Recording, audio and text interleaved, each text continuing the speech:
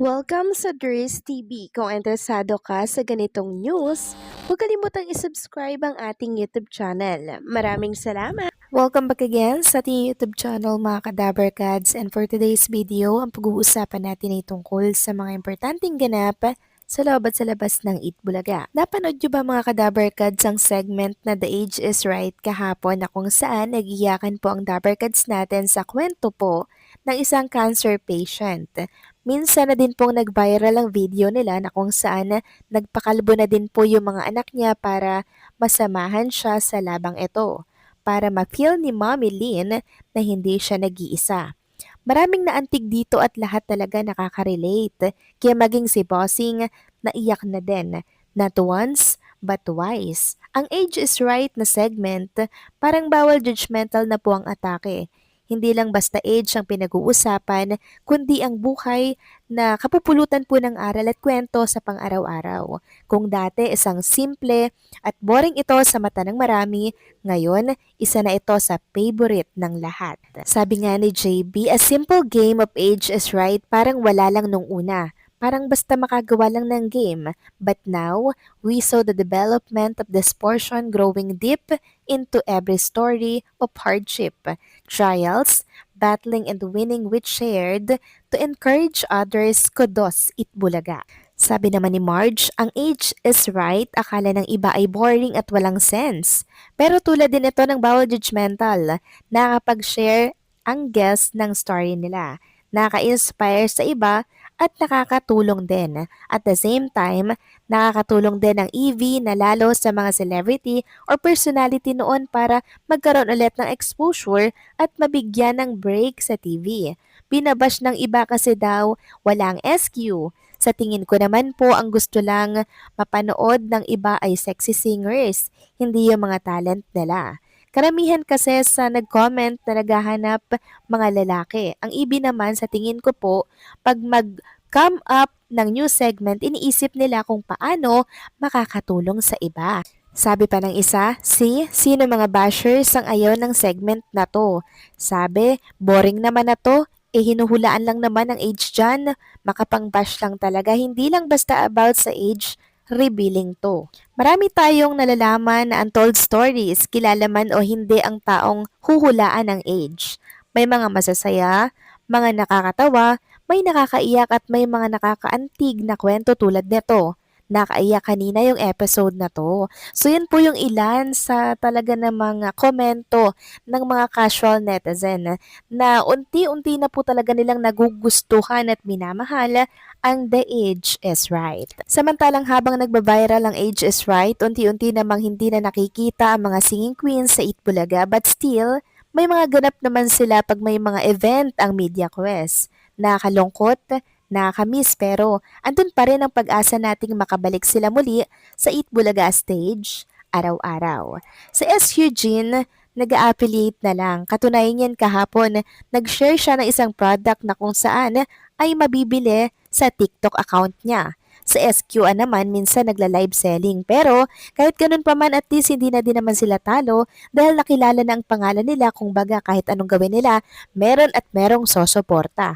Samantalang next topic naman, pag-usapan naman natin ang tungkol dito sa muling binahagi ni Atasha Mulak ang kanyang napakalaking billboard. Dito po yan sa EDSA kasama si Ann Curtis Smith para po yan sa Century Tuna. At alam niyo ba mga Kadabarkads, maging si Atasha Mulak, hindi niya po ma-imagine na magiging parte po siya ng Century Tuna family.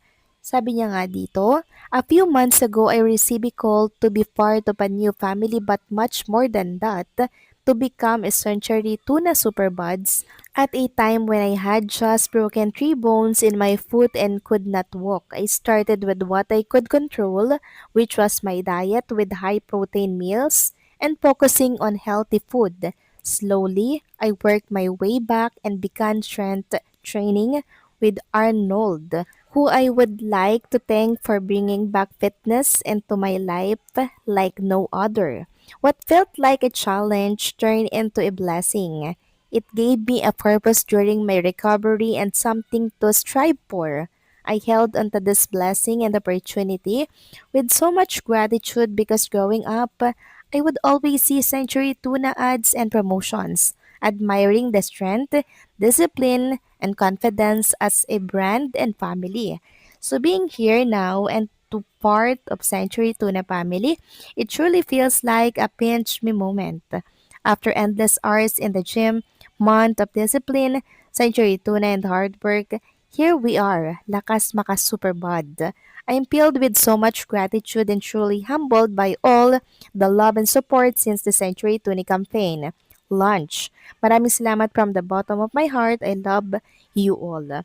Yan po yung isa sa mga mensahe ni Atasha Mulak na maging siya, hindi po makapaniwala na parte na po siya ng Century Tuna Buds family.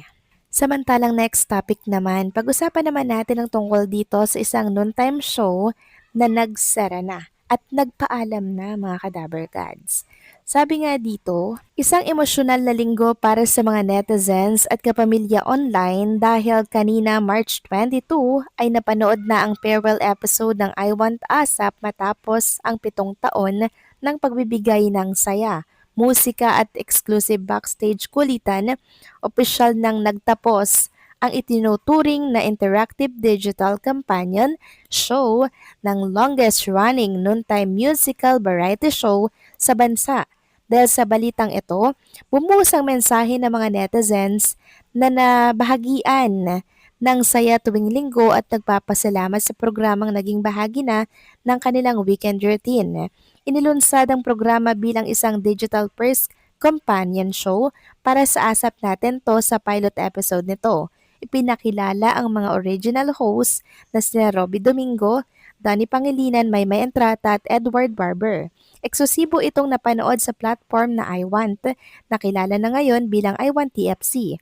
Ang time slot nito ay tuwing 11:30 AM, eksaktong 15 minutes bago magsimula ang main ASAP show sa TV. Pangunahing layunin ng show na magbigay ng mas interactive at behind-the-scenes feel para sa mga kapamilya online kung saan nagkaroon din ng mga mini-concert at fun segment ng iba't ibang stars. Sa loob ng 7 taon, hindi matatawaran ang naging marka nito sa online world. Mula sa pagiging tunay sa pagitan ng mga fans at artista hanggang sa pagset ng standard para sa mga digital variety shows, naging mahalagang bahagi ang I Want ASAP ng bawat linggo. Sa kanilang huling episode, ramdam ang halo-halong saya at lungkot habang nagbabalik tanaw ang show sa naging journey nito. Bagamat mamamaalam ng programa sa ere, mananatili namang buhay ang mga memories at performances na napanood dito sa puso ng mga kapamilya. Maraming salamat at paalam.